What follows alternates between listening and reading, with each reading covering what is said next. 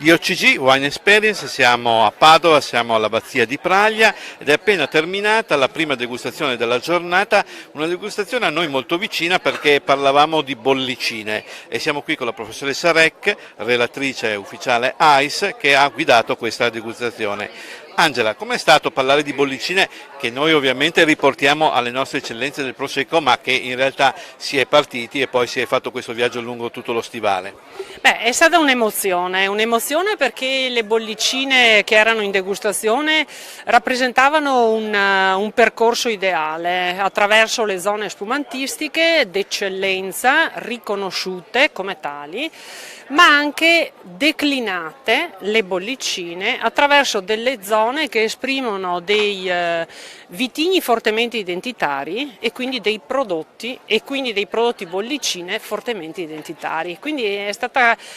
non solo un'esperienza attraverso un percorso, ma anche un'emozione poter cogliere peculiarità nelle bollicine, quindi la peculiarità delle nostre bollicine venete, che comunque si esprimono in maniera molto elegante, e la peculiarità di altri territori, tanto quanto. Sì, perché diciamo che le bollicine in qualche modo possono aiutare a esprimere tanti territori in Italia e forse quindi, il lavoro che stanno facendo molte cantine è apprezzabile proprio per questo, in quello di riuscire a valorizzare un territorio attraverso magari un qualcosa che non ti aspetti a prima acchito, diciamo. Sì, diciamo che le bollicine uniscono sì una tipologia, ma devono assolutamente essere identitarie di un territorio.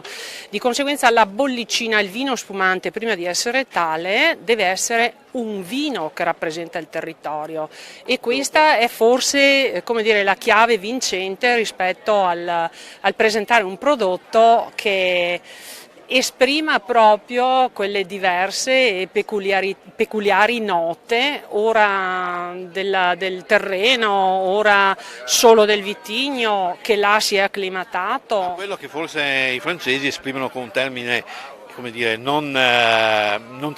trasmissibile, che è il terroir, no? Che Assolutamente sì. non si può in qualche modo tradurre, ma che vuol dire proprio un insieme di fattori. Assolutamente sì, e in particolare al di là del concetto di terroir, io amo dire che nell'elaborazione di uno spumante ci deve essere la cura in tutti i passaggi e il tempo, il rispetto della presa di spuma, dell'elaborazione, della sosta sui lieviti, che è fondamentale per restituire un prodotto importante. Ti ringraziamo, ma abbiamo come ospite anche Giovanni Geremia, responsabile della Guida Venezia, la guida dei vini del Veneto, che ha fatto questo viaggio, quindi non solo dal Veneto, partendo in tutta Italia. Giovanni, prima di andare via mi avevi anche segnalato alcune cose. Cosa ti ha colpito di più di questo viaggio, che naturalmente era importante? Sicuramente inizio a segnalarti i vini della nostra regione, quindi abbiamo avuto modo di assaggiare un prosecco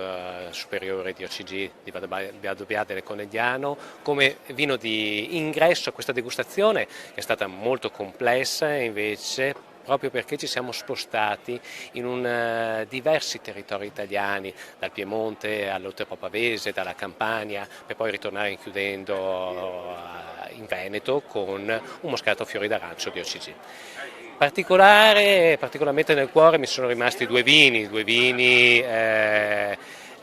di zone piccole come quella dell'Erba Luce di Caluso, quindi siamo a Torino, un piccolissimo produttore, Carlo Gnavi, ha portato questo spumante metodo classico,